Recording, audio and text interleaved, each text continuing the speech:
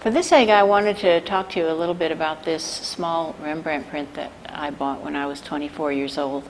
I had just come back to San Francisco after studying etching. I had an etching press. I didn't have very much time to use it because I was working in the typing pool at the Bank of America. And I saw the print illustrated in a newspaper article and went over to the gallery to see it, but it wasn't on the wall. The dealer, who was the famous Ray Lewis, and he said, oh, I sold that, so I took it down, but you can look at it, and he gave it to me in a mat, and I looked at it, and I guess I didn't seem like I was giving it back to him, so he went off to do something else.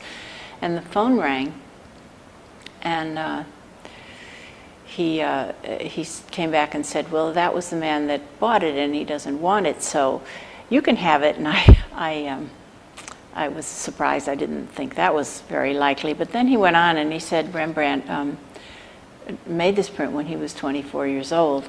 He was just starting his career, and there's only a few impressions of it in the world because the plate was never saved and never had a chance to wear out and be printed like many of Rembrandt's prints were. So the long and the short of it is I paid for it over a long, long time, and I do own it. The amazing thing about it, as I've looked at it over the years, it never fades. It has a kind of an energy the way it's printed. I was trying for a long time to learn, to study, figure out how to print things as well as Rembrandt printed this. An interesting thing I wanted to point out, this is a print that Pat Steer did at Crown Point based on my print. It's a self-portrait as Rembrandt. And you can see what she did was that she took that little light eye. This is the thought of artists using formal information.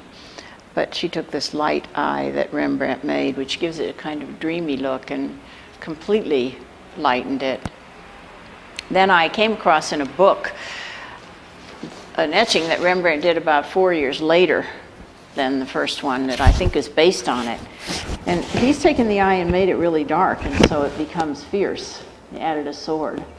One of the things I thought that this would be relevant to would be to say that over the ages, artists have always used etching as a way of playing back and forth formally, figuring out something, thinking about what they're doing with the art. And that was what Steer was doing, and that was what Rembrandt obviously was doing too. He was an etcher all his life. And I found a quote that was interesting to finish it up. This was from a biography he was writing in 1660, so while Rembrandt was still alive, but was quite an old man. And he says that in Rembrandt's paintings, they enliven the mind, but the etchings show the very soul of life. And I think that that's what this little print has done for me over the years.